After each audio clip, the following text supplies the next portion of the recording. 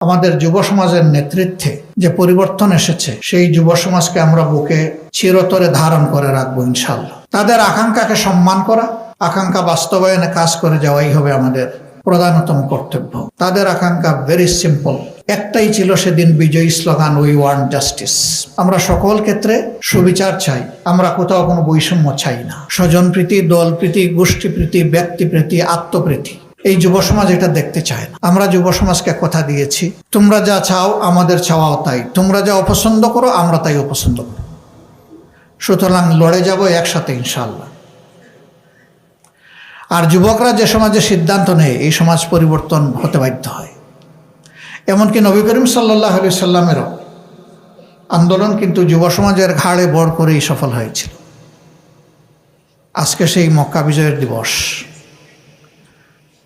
19 অথবা 20 তারিখ মক্কা বিজয় হয়েছিল, আজকে 19 রমজান। সৌদি আরবে আজকে 20 রমজান চলছে।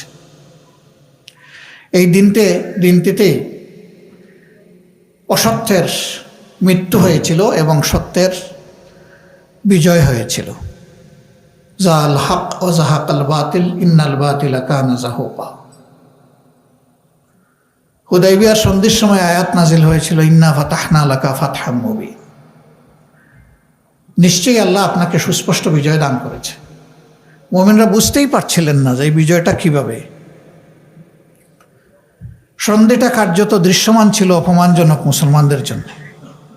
একতরফা ফেভারিজম ছিল মক্কাবাসী কুরাইশদের জন্য। এই সন্ধির পরে সাহাবীদের কেউ কেউ আবেগে, কষ্টে, যন্ত্রণায় মাটিতে পড়ে কেঁদে কেঁদে গোড়াগড়িও দিয়েছে। এটা মেনে নিতে পারছিলেন না। তারা বুঝতে পারেননি বিজয়ের সুসংবাদটা কিভাবে আসলো। কিন্তু না, 2 বছর অপেক্ষা করতে হয়নি। ওই মক্কার সাথে আর সন্ধি চুক্তিরও দরকার হয়নি। গোটা মক্কা আবাদ হওয়ার মাধ্যমে জাজিরাতুল আরব আবাদ হয়ে গিয়েছিল। বাংলাদেশও আবাদ হবে ইনশাআল্লাহ। ভালো মানুষের জন্য হবে, ভালো মানুষ গড়ার জন্য হবে। আজকে বিদগ্ধ রাজনীতিবিদ জীবনের একটা গুরুত্বপূর্ণ অধ্যায়ে তিনি চলে